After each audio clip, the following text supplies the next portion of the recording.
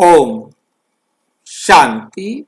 16 मार्च 2026 आज की साकार मुरली रंगीन बड़े बड़े अक्षरों में पढ़ें, सुने और मंथन करें।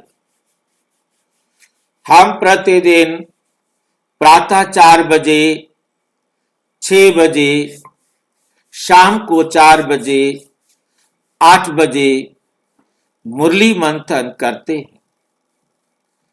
आप सभी भी इस मुरली मंथन में साथी व सहयोगी बन सकते, जिसके लिए इसी वीडियो के डिस्क्रिप्शन बॉक्स में गूगल मीट का लिंक दिया हुआ है।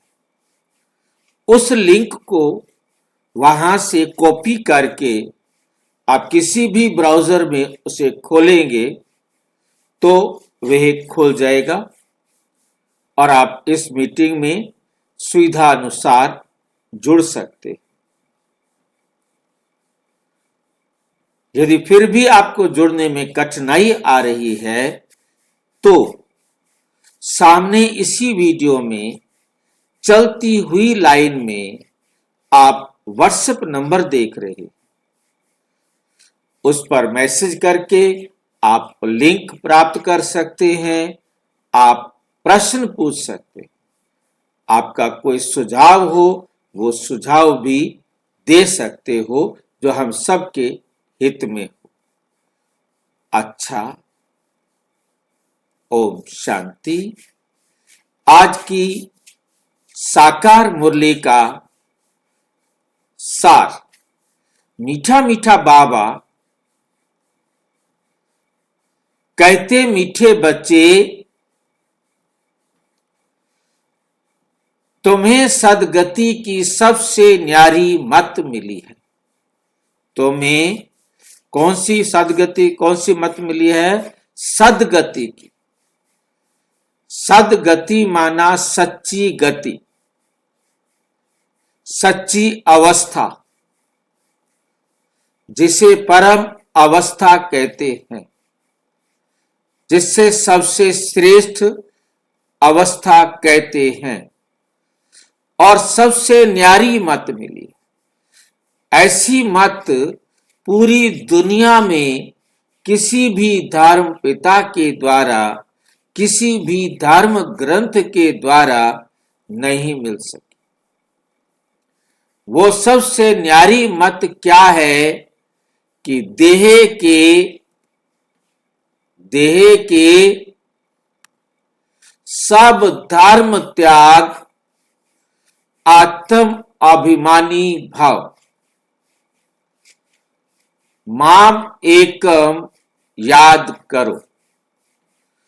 देह के सब धर्म, क्योंकि दुनिया में जितने भी धर्म हैं वो देह के धर्म, वे सब देह के धर्म है। इस कर्म क्षेत्र में सारी दुनिया देह के धर्म में भटक रही है और देहधारियों द्वारा सुझाई गई जो युक्तियां थी, जो विधियां थी, वो क्या थी, कैसी थी? उसके लिए हम कह सकते हैं अंधे की औलाद अंधे। उनके पास ये 2 चर्म चक्षु तो थे, परंतु तीसरा नेत्र नहीं था। इन 2 चर्म चक्षुओं से देखने वाली आत्मा, इन दोनों चर्म चक्षुओं से देखने वाली आत्मा इन चर्म चक्षुओं के आधार से ही देखती थी। उसके पास अपना देखने का तीसरा नेत्र नहीं था, अपना नेत्र नहीं था। इन आंखों से जो दिखाई देता था उसके लिए वही जीवन था, उसी के अनुसार चलना था। जितने भी धर्म ग्रंथ लिखे गए उन्होंने भी इन्हीं चर्म चक्षुओं से देखा, इन्हीं चर्म चक्षुओं के हिसाब से उन्होंने देखना सिखाया। वो खुद ही इनसे देखते थे तो उन्होंने सिखाया भी इनसे देखना। उन्होंने शारीरिक आधार पर नैतिक मूल्य बनाए, इन्हीं दो आंखों के आधार पर जीवन को श्रेष्ठ बनाने का प्रयास किया, मार्गदर्शन किया।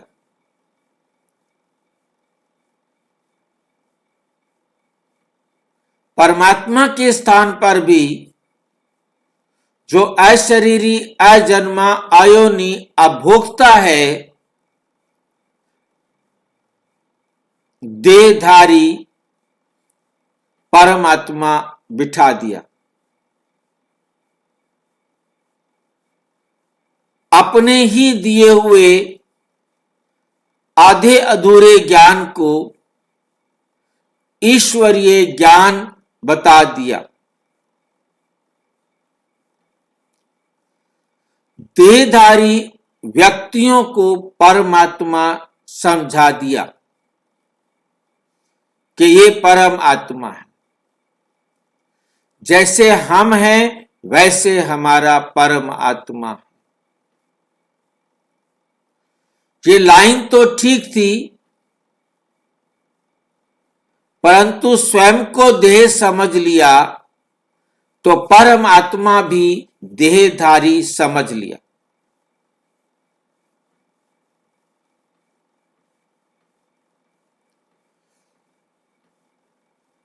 अब परमात्मा आकर सत्य बताते कि बच्चे तुम वास्तव में आत्मा हो, आत्म अभिमानी भव। अब अपने आप को आत्मा समझ कर रहो। आत्म अभिमानी बनना माना आप आत्मा हो, अपने स्वमान में रहो और माम एकम याद करो। माम माना मुझ, एक को याद करो।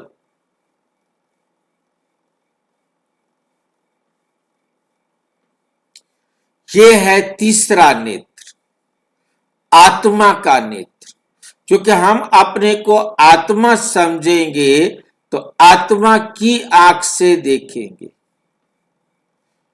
देह समझेंगे तो देह की आंखों से देखेंगे। अब हमें सूक्ष्म दृष्टि, रूहानी दृष्टि, आत्मिक दृष्टि मिली है, जिससे हमने अब परमपिता परमात्मा की डायरेक्शन पर चलना है। मामेकम याद करो, अर्थात मुझ एक बाप की श्रीमत पर चलो। मुझ एक बाप की श्रीमत पर चलो।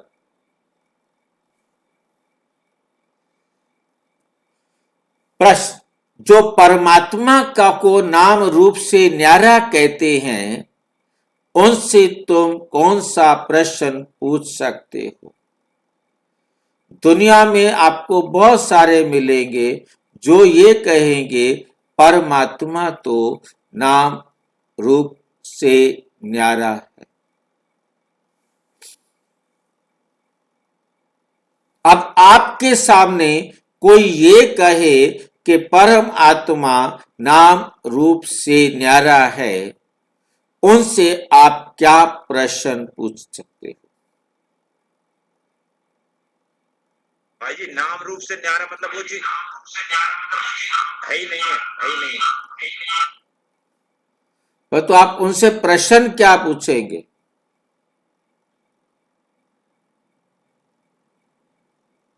परमात्मा का नाम भी है, रूप भी है।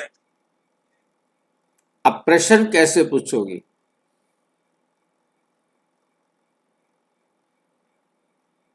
उनसे पूछेंगे भाई जी, क्या नाम रूप से न्यारा कोई दुनिया में कोई चीज है जिसका नाम और रूप हो ही ना, आकार ना हो?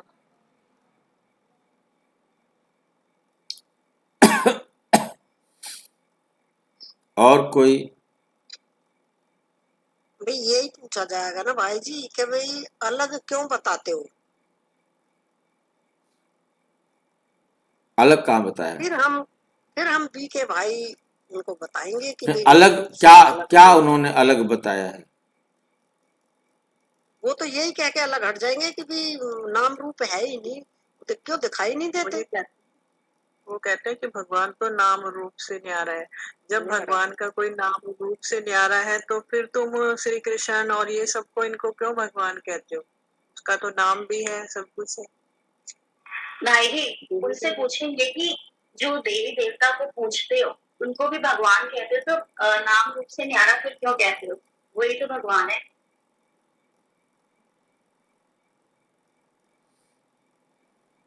और ऐसी तो दुनिया में कोई चीज है नहीं जिसका नाम और रूप नहीं है, तो हम उसे कैसे सोचेंगे, कैसे देखेंगे?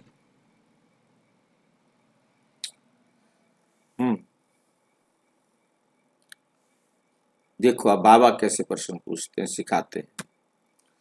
उनसे पूछो गीता में जो दिखाते हैं अर्जुन को अखंड ज्योति स्वरूप का साक्षात्कार हुआ, वो रूप था या नहीं था?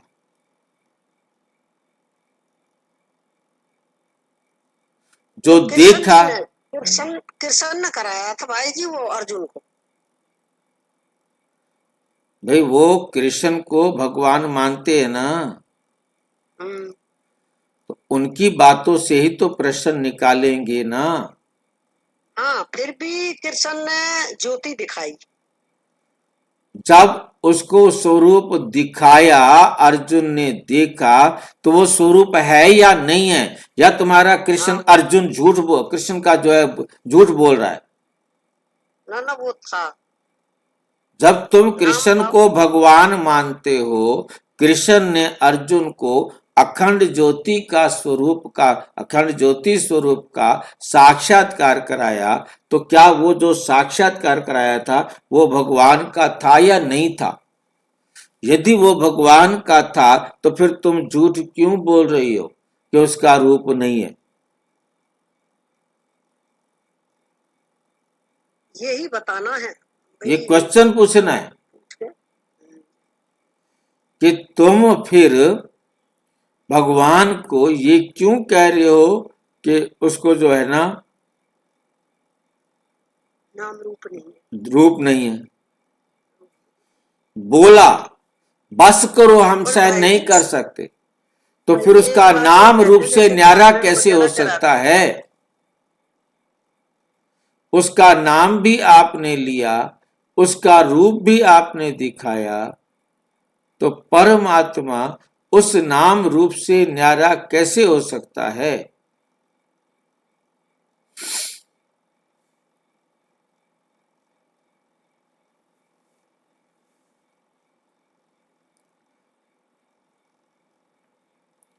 बाबा कहते हैं मैं तो तुम्हारा बाप हूं। अब बाप का रूप देखकर बच्चा खुश होगा या कैसे कहेगा वे कि मैं सहन नहीं कर सकता आपके रूप को?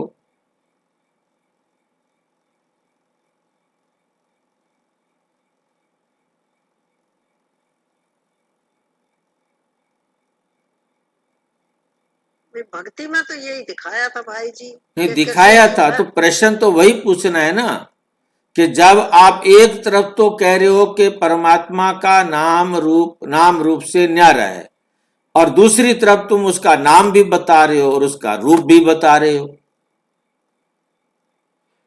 तो आप अपनी बात को खुद ही काट रहे हो।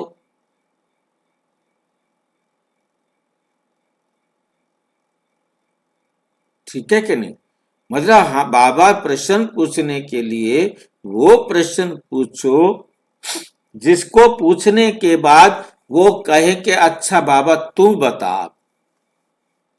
फिर वो कहेगा कि तू बता। जब उसके पास जवाब नहीं होगा तभी तो कहेगा ना हाँ जी। आइए ज्योति रूप के दर्शन कराएंगे, विराट रूप के दर्शन कौन? किसने अर्जुन को? वो कहते हैं ना कि अर्जुन ने कहा गीता में कि बस करो, मैं इतना तेज स्वरूप देख नहीं सकता, हजारों सूर्यों से भी अधिक आपका तेज है, मैं नहीं देख सकता, बस करो।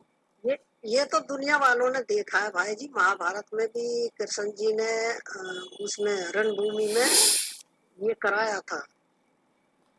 तो जब रूप दिखाया, हाँ, रूप दिखाया, नाम बताया, तो फिर तुम क्यों कह रहे हो कि नाम भी नहीं है रूप भी नहीं है? जब नाम भी नहीं है रूप भी नहीं है तो ऐसी कोई वस्तु हो ही नहीं सकती। जिस टाइम भी कोई नई चीज ढूंढी जाती है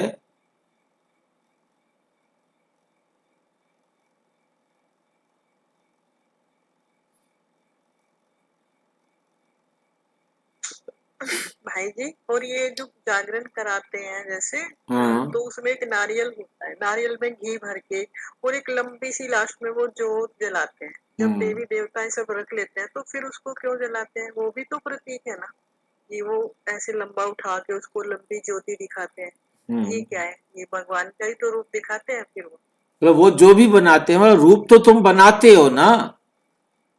तुम जो राम की पूजा कर रहे हो तो ये तुम्हारे सामने मूर्ति है ना, उसका नाम भी तुमने लिया, फिर तुम कैसे कह रहे हो कि नाम रूप से न्यारा है? फिर ये राम भगवान नहीं है इसका मतलब, नहीं, वो ये राम परमात्मा का रूप नहीं है इसका मतलब। तुम कृष्ण की कर रहे हो, तुम गणेश की कर रहे हो, तुम हनुमान को भगवान मान रहे हो, फिर कैसे कह सकते हो कि उसका नाम रूप नहीं है?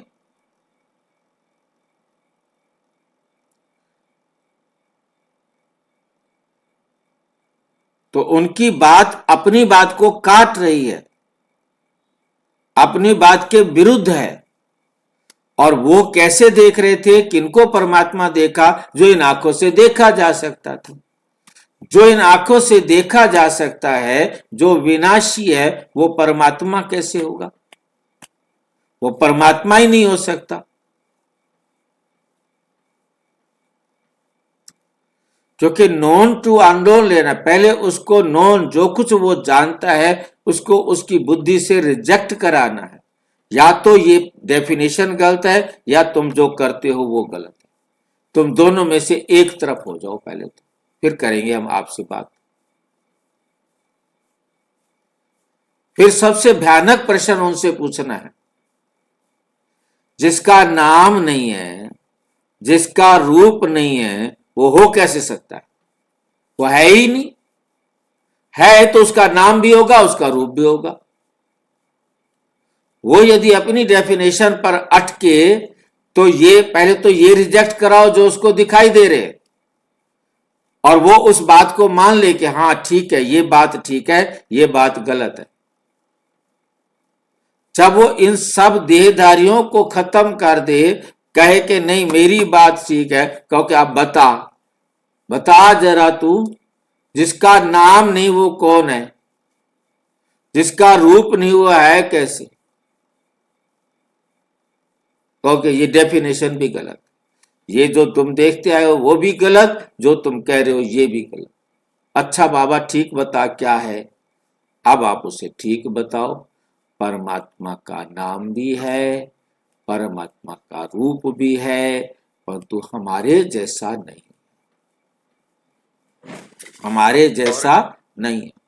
वो आत्मा है, वो सूक्ष्म अति सूक्ष्म है, हम उसके रूप को बना नहीं सकते। कहना तो ये था कि हम उस रूप को बना नहीं सकते, परंतु रूप तो है। ये हमारी असमर्थता है कि हम उस सूक्ष्म अति सूक्ष्म रूप को बनाएं तो कैसे बनाएं, कितना सूक्ष्म बनाएं, क्योंकि वो तो इतना सूक्ष्म है कि जो वहां मतलब हमें कुछ भी किसी भी तरीके से भी हम उस आत्मा को नहीं देख सकते।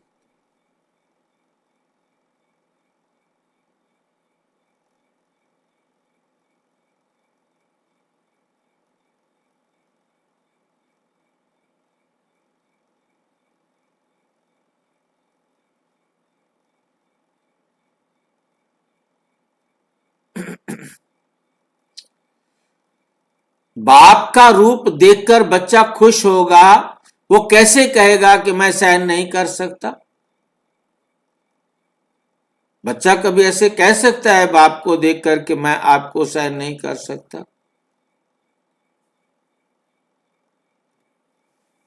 तो परमात्मा का परिचय उनको देना है। कैसा है?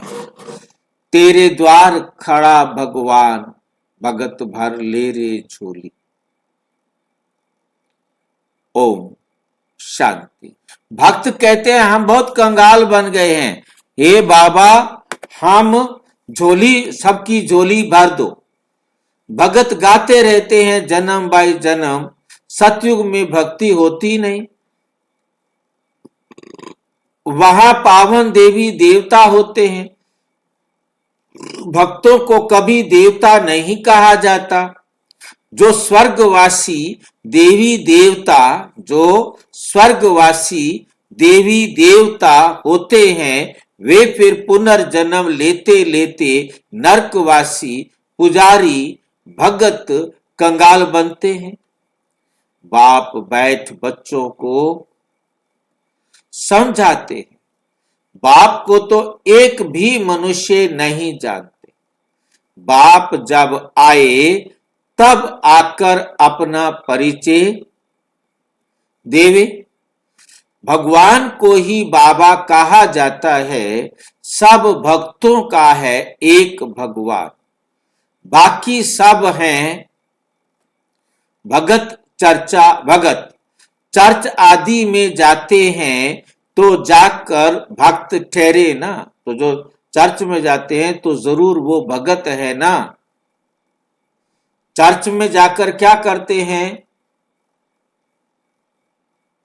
प्रेयर करते हैं, प्रार्थना करते हैं। यदि कहीं चर्च ना भी मिले तो वो कहीं भी बैठकर प्रार्थना करते हैं। ये नहीं कि चर्च में जाएंगे तो प्रेयर होगी, वो कहीं भी बैठकर प्रार्थना करते।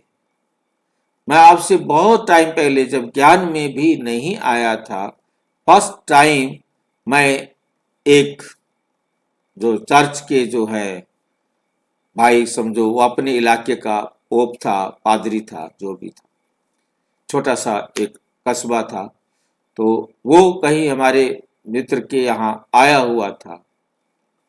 तो उसने वहां पर मुझे परमात्मा के बारे में बताना शुरू किया, और उससे पहले कि मुझे बताए उन्होंने प्रार्थना की बोल बोल करके कि ये भाई आज हमें सबको मिले हैं, अब आप इनको अपना ज्ञान दें, परमात्मा का ज्ञान दें।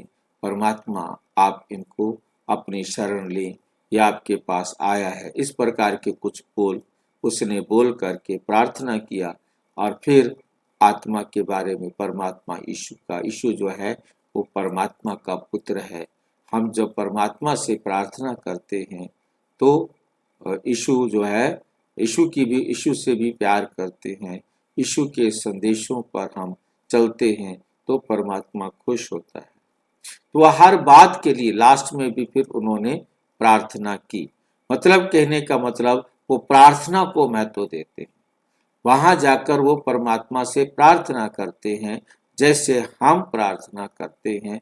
शब्दों में थोड़ा अंतर होता है उनकी प्रार्थना में, बाकी भाव एक ही होता है। भाव एक ही होता है। वो अपने बाइबल के आधार पर ज्ञान सुनाते हैं और हम अपने शास्त्रों के आधार पर ज्ञान सुनाते हैं। बाकी भल हम ज्योति को, वो भी मोमबत्ती को, कैंडल को सामने रखते हैं, हम भी ज्योति को सामने रखते हैं। बस हम किसी देहधारी को परमात्मा मानते हैं, वो किसी देहधारी को परमात्मा नहीं मानते। वो कहते हैं सन ऑफ गॉड। क्राइस्ट एक था जो सन ऑफ गॉड था।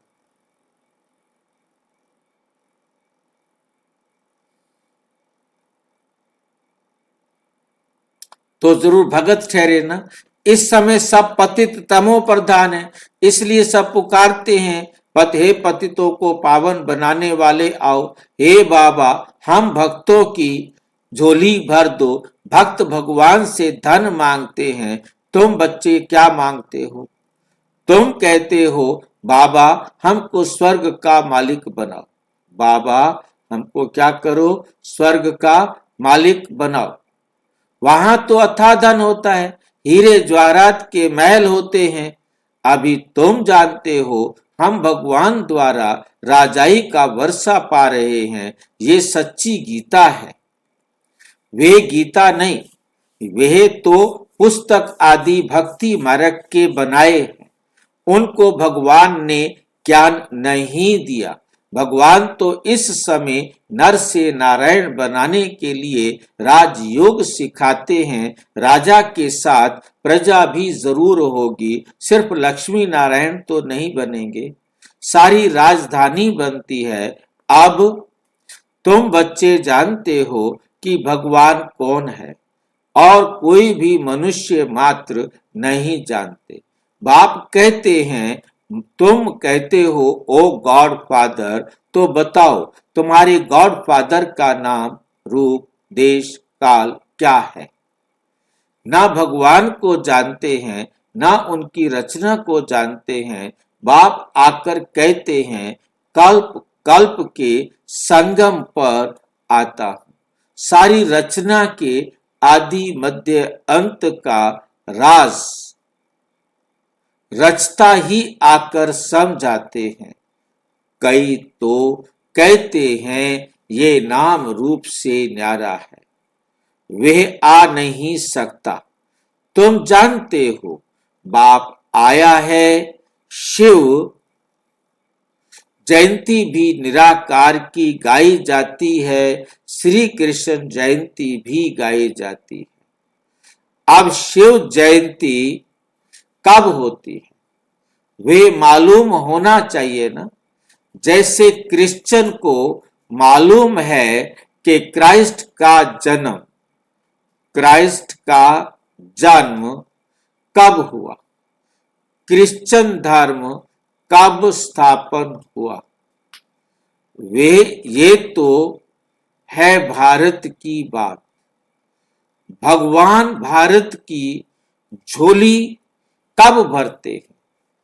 भगत पुकारते हैं, हे भगवान झोली भर दो, सदगति में ले जाओ, क्योंकि हम दुर्गति में पड़े हैं, तमो प्रधान है। आत्मा ही शरीर के साथ भोगती है। कई मनुष्य साधु संत आदि कहते हैं कि आत्मा निर्लेप है। कहते भी हैं कि अच्छे व बुरे संस्कार आत्मा में रहते हैं। उस आधार पर आत्मा जन्म लेती है।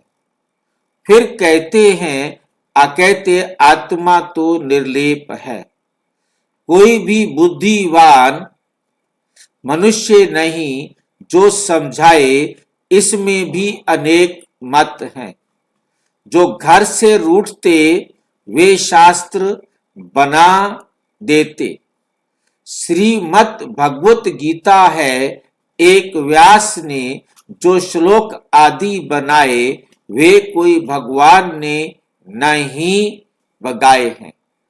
भगवान निराकार जो ज्ञान का सागर है वे बैठ बच्चों को समझाते हैं कि भगवान एक है।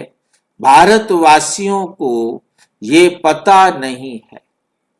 गाते भी हैं ईश्वर की गत मत न्यारी, ईश्वर की गत मत न्यारी है। अच्छा, कौन सी गत मत न्यारी है? ईश्वर की गत मत न्यारी है, ये किसने कहा?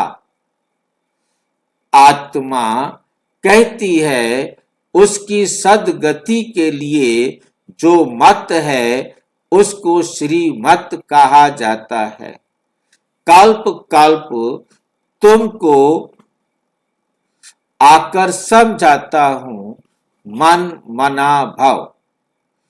देह के सब धर्म त्याग, आत्म अभिमानी भाव, आत्म अभिमानी भाव। मामेकम याद करो। अभी तुम मनुष्य से देवता बन रहे हो। इस राजयोग की एम ऑब्जेक्ट है ही लक्ष्मी नारायण बनना। क्या है? लक्ष्मी नारायण बनना। पढ़ाई से कोई राजा बनते नहीं है, ऐसा कोई स्कूल नहीं है। गीता में ही है, तुम बच्चों को राजयोग सिखलाता हूं। आता भी तब हूं जबकि कोई भी राजा के राज्य नहीं रहता। कब आते हैं बाबा? नोट करने वाली लाइन है ये। आता भी तब हूं जब कोई भी राजा का राज्य नहीं रहता। मुझे एक भी मनुष्य बिल्कुल नहीं जानता। कब आते हैं? नोट करना है। नंबर 1, यहां कोई राजा नहीं होता तब परमात्मा आते हैं। नंबर 2, जब कोई मुझे नहीं जानता पहचानता तब मैं आता हूं। बाबा कहते हैं कि तुम बच्चों ने इतना बड़ा लिंग जो बनाया है वो मेरा कोई ये रूप नहीं है। कितनी क्लियर बात है? जितना बड़ा तुमने मेरा ये लिंग रूप बनाया है, शिवलिंग, ये कोई मेरा रूप नहीं है। और उसी के आधार पर हमने जो ये चित्र बना के रखे हुए हैं, जिनको देखकर हम कहते हैं मेरा बाबा, वो भी बाबा का रूप नहीं है।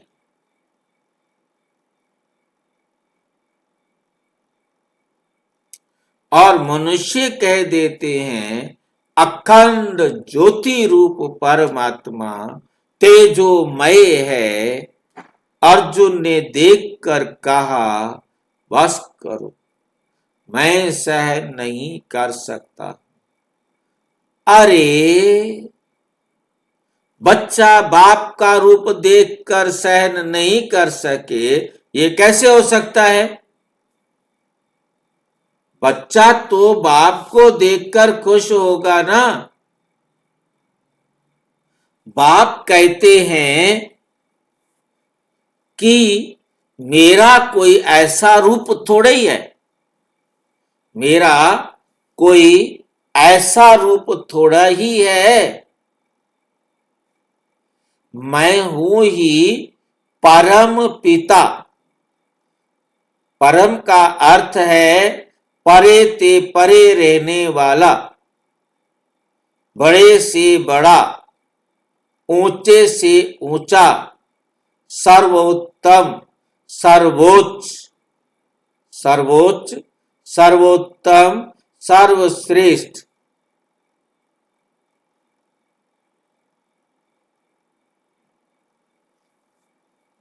आत्मा, माना परम आत्मा।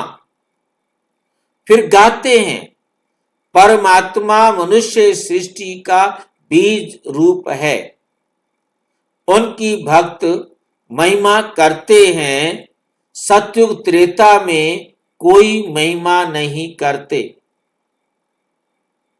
क्योंकि वहां तो है सुख, वहां तो है सुख।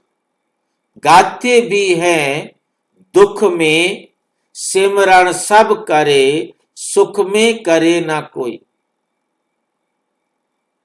इनका भी अर्थ नहीं समझते हैं। तोते मुआफिक सब कहते रहते हैं, सुख कब होता है, दुख कब होता है, भारत की ही बात है ना। 5000 वर्ष पहले स्वर्ग था,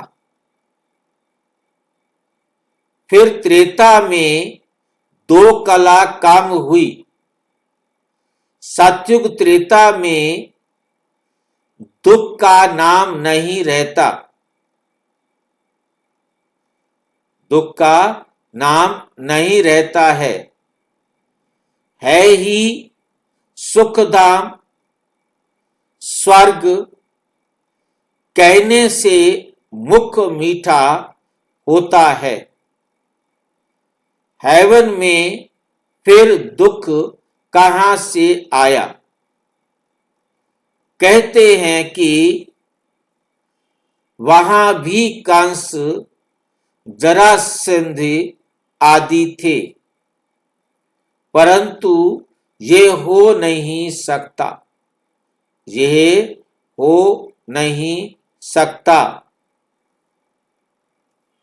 भक्त समझते हैं कि हम नवधा भक्ति करते हैं तो दीदार होता है, दर्शन होता है। दीदार होना गोया हमको भगवान मिला, लक्ष्मी की पूजा की, उनका दर्शन हुआ, बस हम तो पार हो गए। इसमें ही खुश हो जाते हैं, परंतु है कुछ भी नहीं।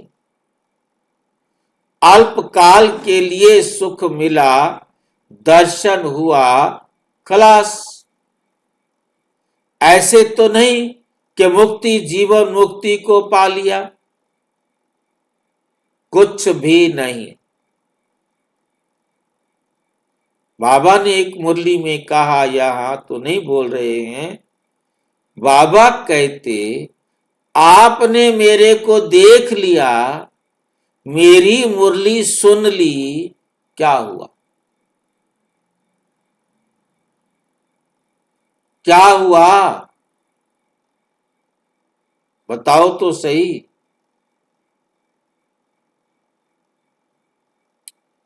आप में कोई फर्क आया? बताओ तो सही। नहीं आया तो क्या सुना, क्या पाया?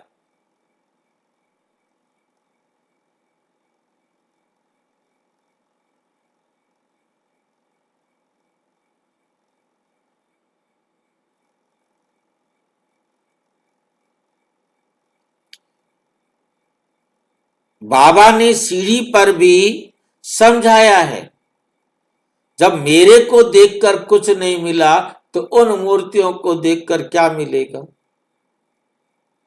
भारत ऊंचते ऊंच था, भगवान भी ऊंचते ऊंच है। भारत में ऊंचते ऊंच वर्षा है इन लक्ष्मी नारायण का। जब स्वर्ग था सतो प्रधान थे, फिर कलयुग अंत में सब तमो प्रधान होते हैं। पुकारते हैं हम बिल्कुल पतित हो गए हैं। बाप कहते हैं कि मैं कल्प के संगम युग पर आता। मैं कल्प कल्प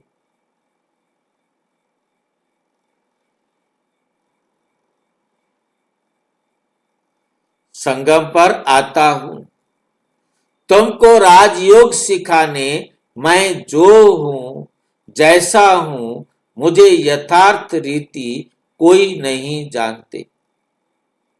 तुम्हारे में भी नंबरवार पुरुषार्थ अनुसार जानते हैं। सीढ़ी वाला चित्र दिखाना है। ये भारत की सीढ़ी है। सतयुग में देवी देवता थे। 5000 वर्ष पहले भारत ऐसा था। शास्त्रों में लाखों वर्ष का कल्प लिख दिया है। बाप कहते हैं कि लाखों वर्ष का नहीं, कल्प 5000 वर्ष का है। सतयुग त्रेता नई दुनिया, द्वापुर कलयुग पुरानी दुनिया, आधा आधा होता है ना। नई दुनिया में तुम भारतवासी थे। बाप समझाते हैं, मीठे बच्चे, अभी तुम अपने जन्मों को जानते हो। बाकी कोई रथ आदि की बात नहीं।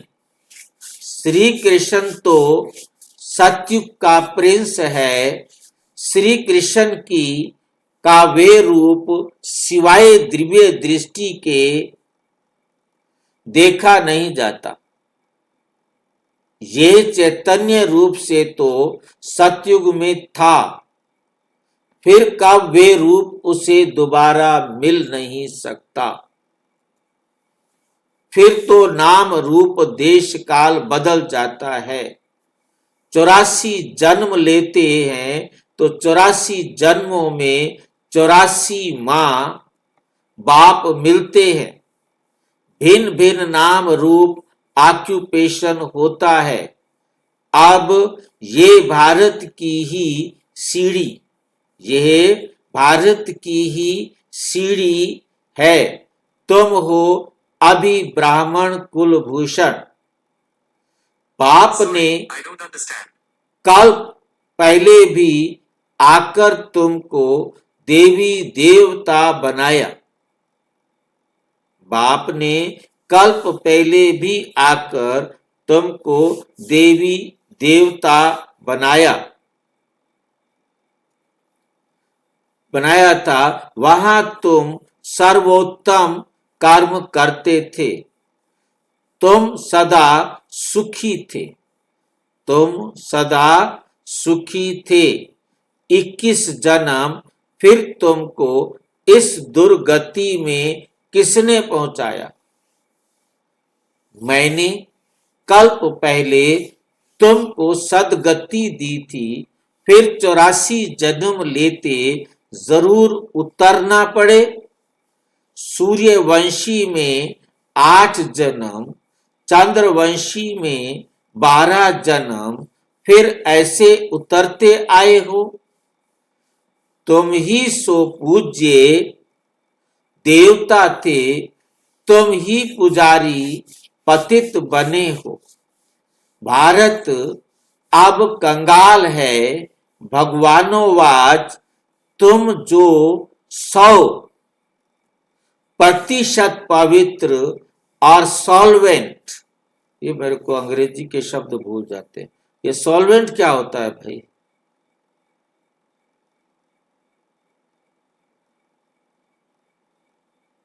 विघ्न विनाशक, एवर हेल्दी,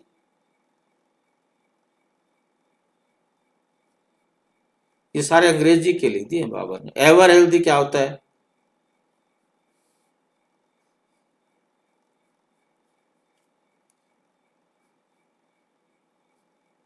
ये समझते सारे अंग्रेज बैठे। एवर हेल्दी का मतलब क्या होता है? हमेशा खुश वाली। हमेशा स्वास्थ्यवादी, हाँ जी, हमेशा स्वास्थ्यवादी। एक जना साफ साफ बोलो।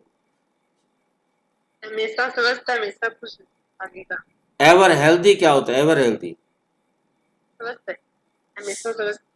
हमेशा स्वस्थ। अच्छा, हमेशा स्वस्थ, सदा स्वस्थ रहना। और एवर वेल्दी, हाँ जी, हमेशा खुश। खुश, हाँ जी, हमेशा खुश, हमेशा तंदुरुस्त रहो। एवर वेल्दी, कभी किसी चीज का कमी नहीं होगा, संपन्न रहेगा। एवर वेल्दी, सदा धन संपदा संपन्न। वेल्थ माना धन, हेल्दी माना हेल्थ माना स्वस्थ, सॉल्वेंट विघ्न विनाशक, कोई समस्या मेरे जीवन में नहीं आ सकती। एवर हेल्दी, हमेशा स्वस्थ, स्वस्थ और हमेशा धन संपन्न।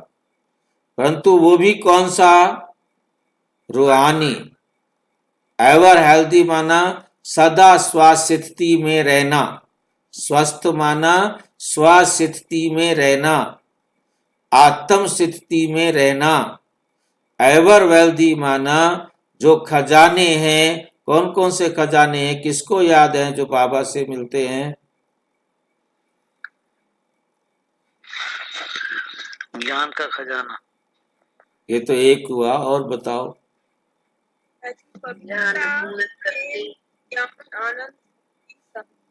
ज्ञान गुण शक्तियां, ये तो एक हो गया। ये सारे ज्ञान गुण शक्तियां एक हो गया। ज्ञान गुण शक्ति प्रेम सुख आनंद।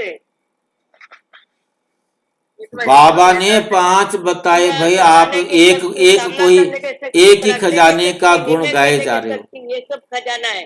हाँ जी, ज्ञान गुण शक्ति प्रेम सुख शांति आनंद, सामना करने की शक्ति, समाने की शक्ति, परखने की शक्ति, निर्णय करने की शक्ति। आप गुण और 8 शक्तियां ही हमारी खजाना है। अभी बाबा ने बदल दिया, बदले हुए को आप याद नहीं रखते हो, प्राइमरी क्लास वाली बातें याद रखते हो। अभी कल ही तो बताया है।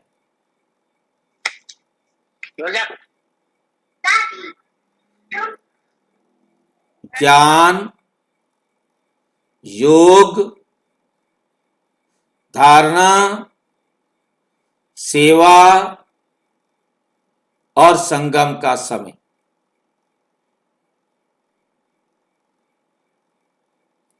ये हैं आपके 5 खजाने।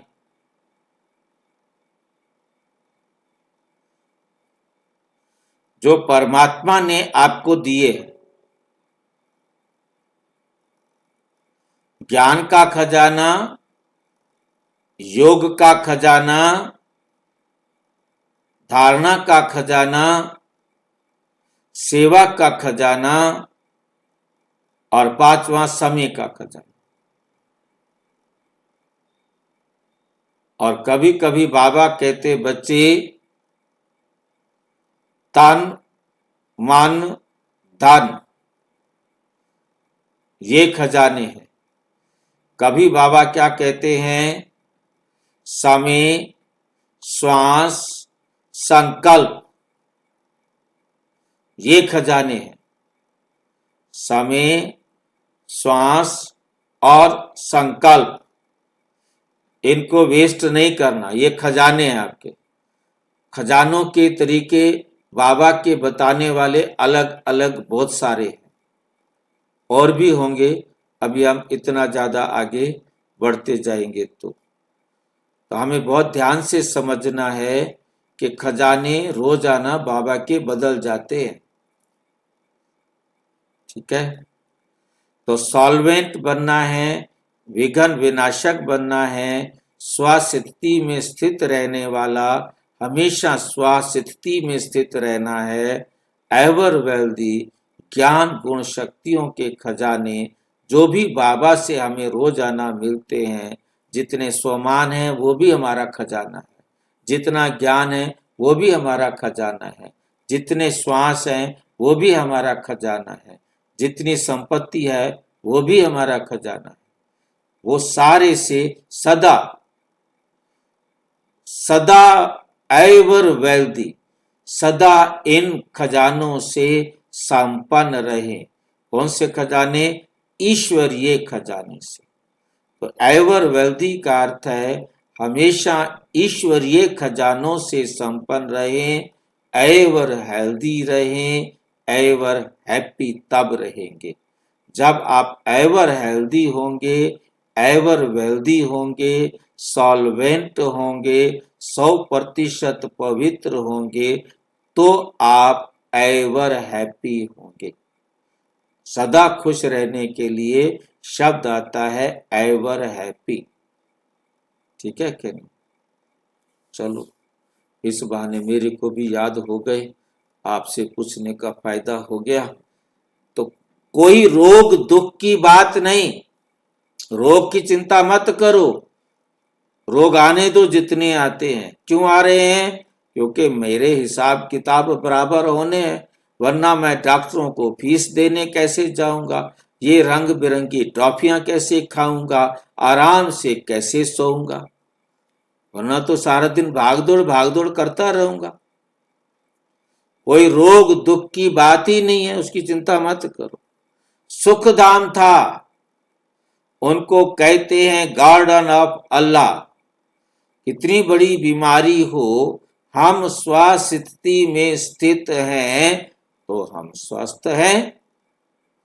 हम स्वस्थिति में स्थित हैं तो क्या हैं? स्वस्थ हैं।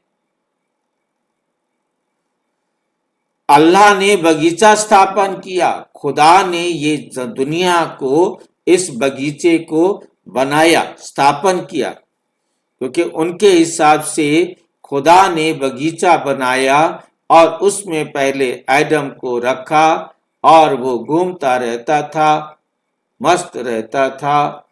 उसके बाद देखा ये अकेला है तो चलो इसको एक ईव दे देते हैं। अब ईव भी दे दी, अब दोनों मस्त रहते थे। उनको मना किया था परंतु उन्होंने गलती कर दी और फिर ये दुनिया नर्क बन गई।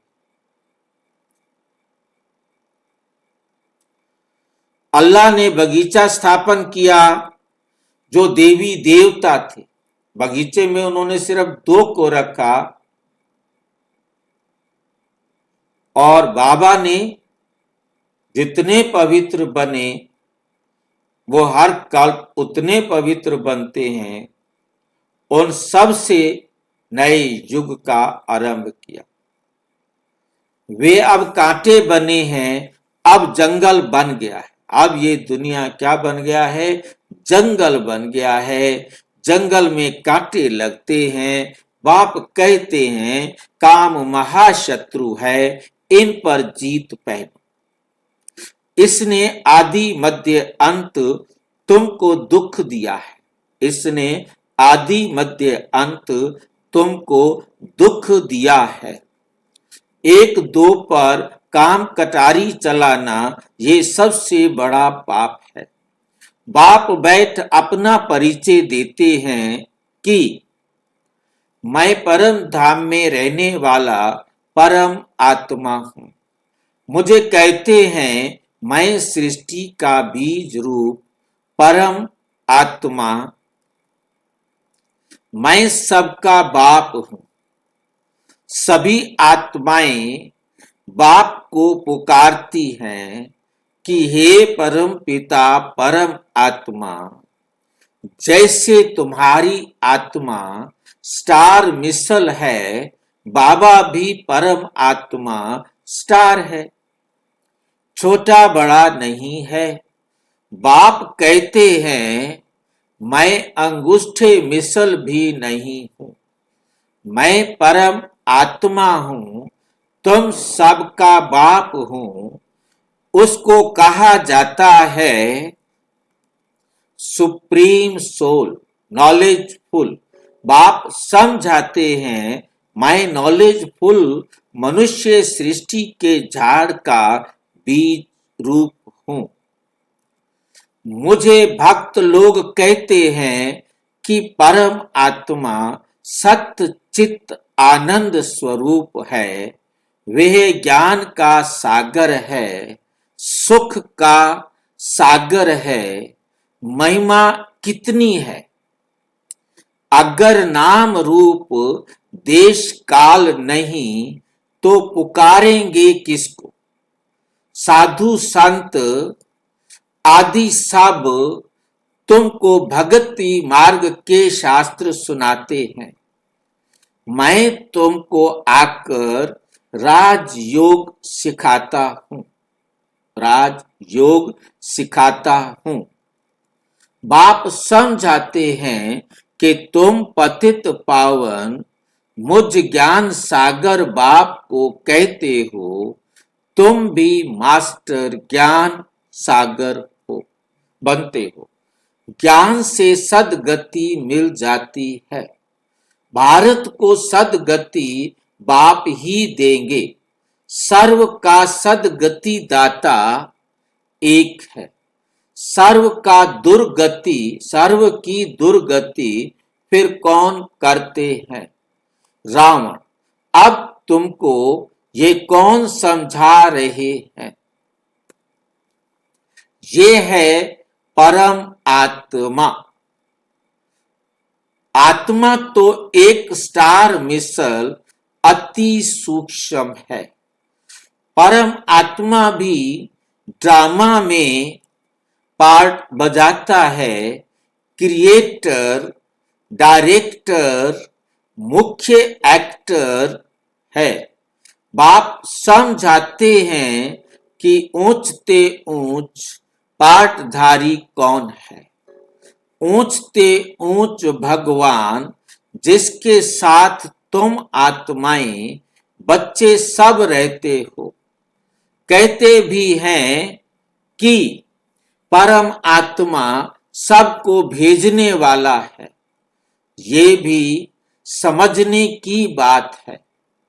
ड्रामा तो अनादि बना हुआ है। ड्रामा तो अनादि बना हुआ है। बाप कहते हैं कि मुझे तुम कहते हो ज्ञान का सागर, सारी सृष्टि के आदि मध्य अंत को जानने वाला। अभी ये जो शास्त्र आदि पढ़ते हैं, इनको बाप जानते हैं। बाप कहते हैं कि मैं प्रजापिता ब्रह्मा के द्वारा सभी शास्त्रों का सार आकर बताता हूं। दिखाते हैं कि विष्णु की नाभि से ब्रह्मा निकला, तो कहां निकला। मनुष्य तो जरूर यहां ही होंगे ना। इनकी नाभि से ब्रह्मा निकला, फिर भगवान ने बैठ इनके द्वारा सभी वेदों शास्त्रों का सार सुनाया। अपना भी नाम रूप देश काल, अपना भी नाम रूप देश काल समझाया। मनुष्य सृष्टि का बीज रूप है ना। इस वृक्ष की उत्पत्ति, पालना, विनाश कैसे होता है, वे कोई भी नहीं जानते। इसको वैरायटी झाड़ कहा जाता है। सभी नंबरवार अपने समय पर आते हैं। पहले नंबर में देवी देवता धर्म की स्थापना कराता हूं, जबकि वे धर्म नहीं है, जबकि वह धर्म नहीं है। बाप कहते हैं कि कितने तुच्छ बुद्धि हो गए हैं। देवताओं की, लक्ष्मी नारायण की पूजा करते, देवताओं की, लक्ष्मी नारायण की पूजा करते हैं, परंतु उन्हों का राज्य सृष्टि पर कब था, वे कुछ नहीं जानते हैं। अभी भारत का वह देवी देवता धर्म ही नहीं है। सिर्फ चित्र रह गए हैं। सिर्फ क्या रह गए हैं? चित्र रह गए हैं। अच्छा, मीठे मीठे सिकिलधे बच्चों प्रति माता पिता बाप दादा का याद प्यार और गुड मॉर्निंग। रूहानी बाप की रूहानी बच्चों को नमस्ते। हम रूहानी बच्चों की रूहानी बाप दादा को नमस्ते नमस्ते नमस्ते। धारणा के लिए मुख्य सार नंबर 1, मास्टर ज्ञान सागर बन पतित से पावन बनाने की सेवा करनी है। बाप ने जो सब शास्त्रों का सार सुनाया है वे बुद्धि में रख सदा हर्षित रहना है। एक बाप की श्रीमत हर पल पालन करना है। देह के सब धर्म त्याग आत्म अभिमानी बनने की मेहनत करनी है। वरदान विस्तार को सार में समाकर अपनी श्रेष्ठ स्थिति बनाने वाले बाप समान लाइट माइट हाउस भाव। बाप समान लाइट हाउस बनने के लिए कोई भी बात देखते व सुनते हो तो उसके सार को जानकर 1 सेकंड में समा देने व परिवर्तन करने का अभ्यास करो। क्यों? क्या कि विस्तार में नहीं जाओ, क्योंकि किसी भी बात के विस्तार में जाने से समय और शक्तियां व्यर्थ जाती हैं। समय और शक्तियां व्यर्थ जाती हैं। तो विस्तार को समाकर सार में स्थित होने का अभ्यास करो।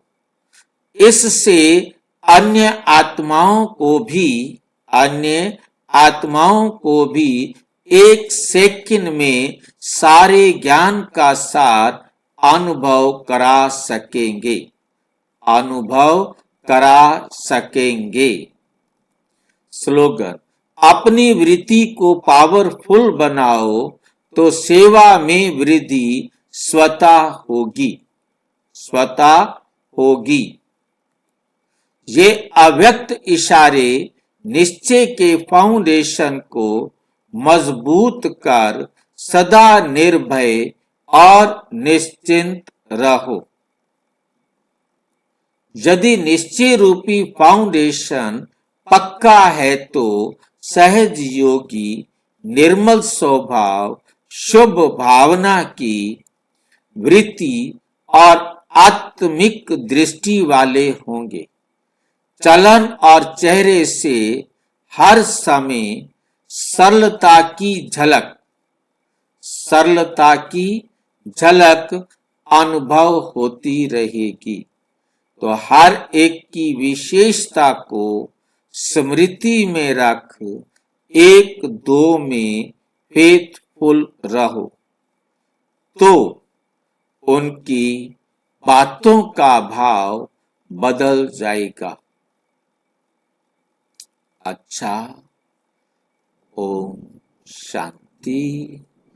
और विस्तार से जानने के लिए प्रजापिता ब्रह्मा कुमारी ईश्वरीय विश्वविद्यालय के किसी भी सेवा केंद्र पर संपर्क करें और यदि कोई प्रश्न है तो 9213106986 पर केवल आरटीआई या टेलीग्राम करें। 9650692270 पर केवल व्हाट्सएप करें, फोन नहीं। ओम शांति।